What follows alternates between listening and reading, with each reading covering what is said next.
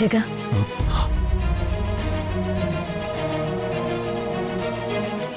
എന്തേ ആലോചിച്ചു കൂട്ടുന്നേ?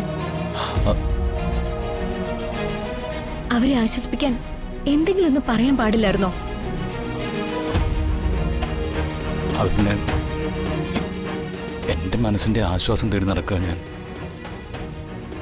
എനിക്ക് വന്ദനോട് ഒരു കാര്യം പറയാനുണ്ടെന്ന് പറഞ്ഞിരുന്നല്ലോ. റിസോർട്ടിൽ പോയിട്ട് വന്നിട്ട് പറയാമെന്ന് വന്ദനയും പറഞ്ഞു. ഓർക്കുന്നില്ലേ? ആ, ഓർക്കുന്നു.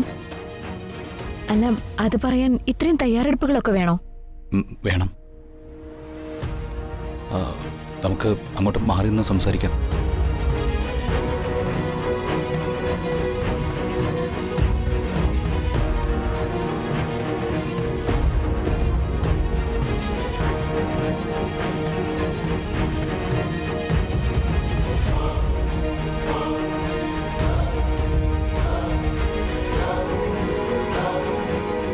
എന്തു പറ്റി ജഗ?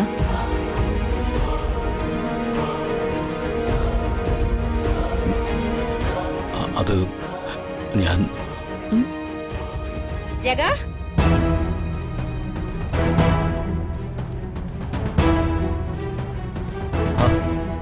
ഇതാര്?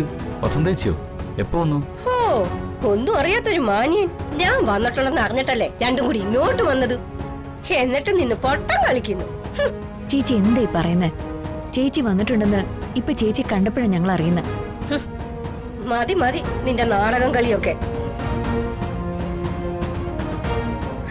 പോയിട്ട് എന്തായി? അനിയത്തിയുടെ ഒരു മുടിനാരിലെങ്കിലും കിട്ടിയോ? കിട്ടില്ലടി, അത്രയ്ക്കുണ്ടല്ലോ ദൈവകോപം. വന്നിക്കേട്ട, പക്ഷെ എന്നെ നിന്നിച്ചാലുണ്ടല്ലോ അപ്പ കിട്ടും മുഖം അടച്ചുള്ള പെരിക്ക്. ഇപ്പൊ എല്ലാവർക്കും കിട്ടിയില്ലേടി? എങ്ങോട്ടാ ഈ ചാടത്തുള്ളി പോന്നേ? എനിക്ക് പറയാനുള്ളതെല്ലാം കേട്ടിട്ട് പോയാ മതി. വർഷയുടെ ഗർഭം കലങ്ങിയപ്പോ ആദ്യം വിളിച്ചു പറയേണ്ടത് മൂത്ത ചേച്ചിയായ എന്നോടല്ലായിരുന്നോ? എന്നിട്ട് അറിയിച്ചോ? വേണ്ട, അത് പോട്ടെ. കുടുംബാംഗങ്ങൾ എല്ലാരും കൂടി വിനോദയാത്രയ്ക്ക് പോയപ്പോ മുന്നിൽ നിർത്തേണ്ടത് മൂത്ത ചേച്ചിയെ എന്നെ അല്ലായിരുന്നോ?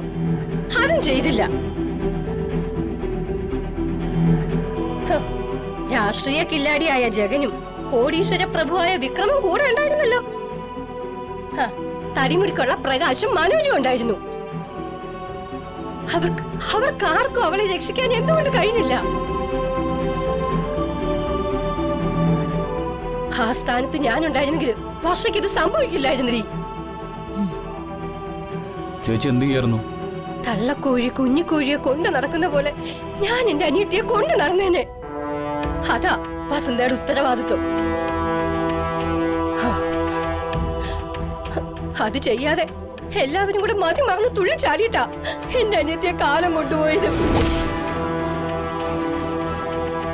മാനത്തെ കൊട്ടാ